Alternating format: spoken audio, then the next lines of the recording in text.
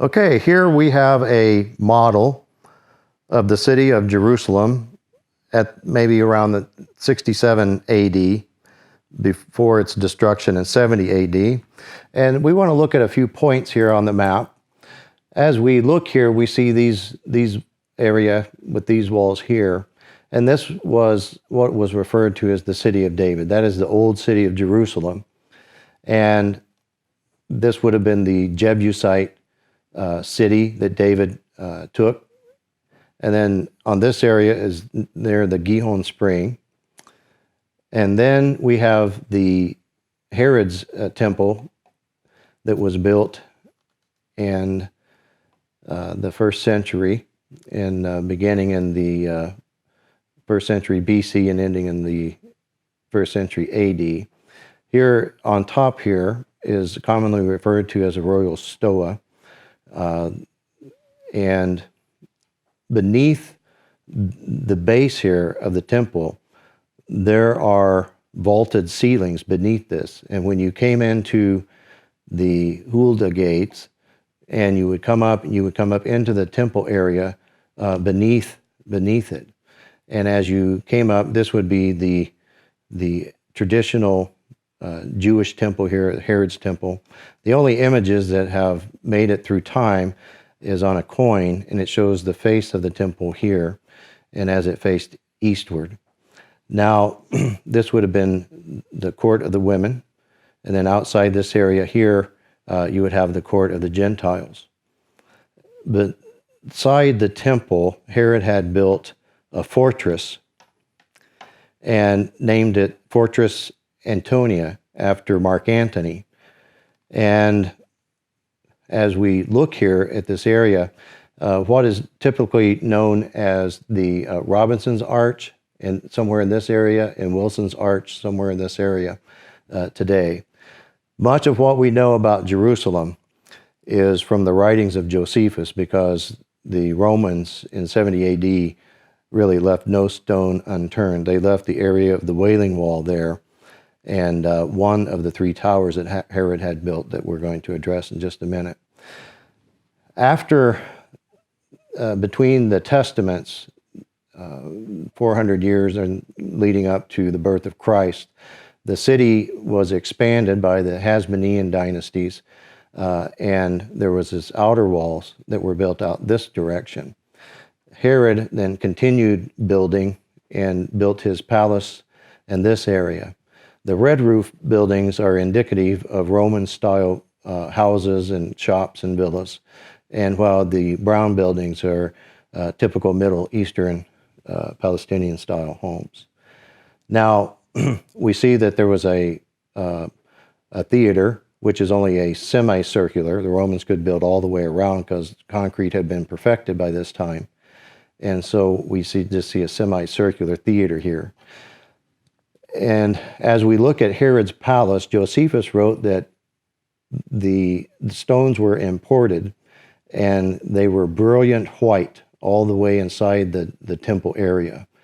And so this structure here was marbled tiles that were between these two structures, with pools and gardens and trees and orchards. And then adjacent to his palace, he built 3 towers, and you can see the defensive nature of the palace area. This tower he named after his brother who preceded him in death. He named it Phasil. And then he named this tower Miriami, after his wife Miriami II, whom he had murdered. And then this tower, Hippicus. When the Romans destroyed Jerusalem, they left the Wailing Wall and this tower here, which is today known as the Tower of David. The base, if you go there today, is the original Herod's structure, and then the Crusaders rebuilt the top of it during that time. Now, if you look over here from the writings of Josephus, the Tomb of David, and I left these roofs white so we could identify it as what is believed to be the area of Caiaphas Palaces. This is the gate of the Essenes. The Essenes are the ones who are in the area of Qumran. They had a special quarter, the Essene quarter, and this gate is named the Essene Gate. Down here we have the Dung Gate. Here we have the Pool of Siloam.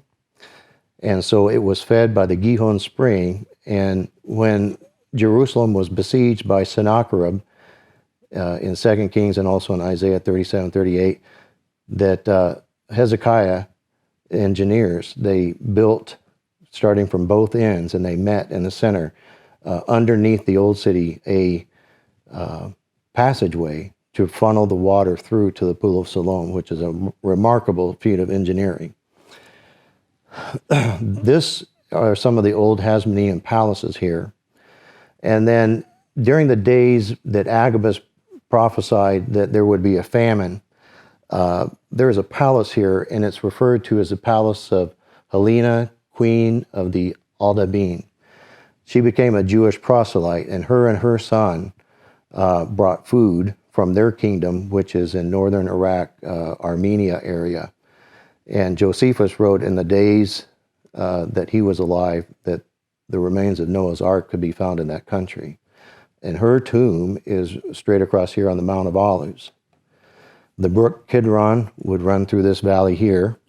And then coming up this way, we have the Pool of Sedia. It had 5 porches there. This wall, this outer wall right here, typically all the models you see will have a little crook here. And this is the traditional site of the Holy Sepulcher that's referred to as, and the Church of the Holy Sepulcher is in this area. Now, we don't know for sure that that is the exact place, but traditionally they typically put this crook in the wall. So then this outer wall here was built sometime between Jesus' death and probably 66 AD, and it could have been possibly in preparation of the Jewish revolt. There are 2 theories. One theory is that the wall only came out about this far, and that's common with British archaeologists. But Israeli and American archaeologists believe the wall to go farther out, and there have been found remains of the wall out as far as in this area. There was a tower on this wall, somewhere situated, where you could see the Mediterranean Sea, according to Josephus. So as we see here, the city at its height, then all of this was basically scraped by the Romans, and then everything was rebuilt on top of it. So today, to say this is the path that Jesus took to Golgotha, we don't know. All we know at best is the writings of Josephus to try to rebuild a few things. And some things have shown up in archaeology, but again, we rely heavily on those writings of Josephus.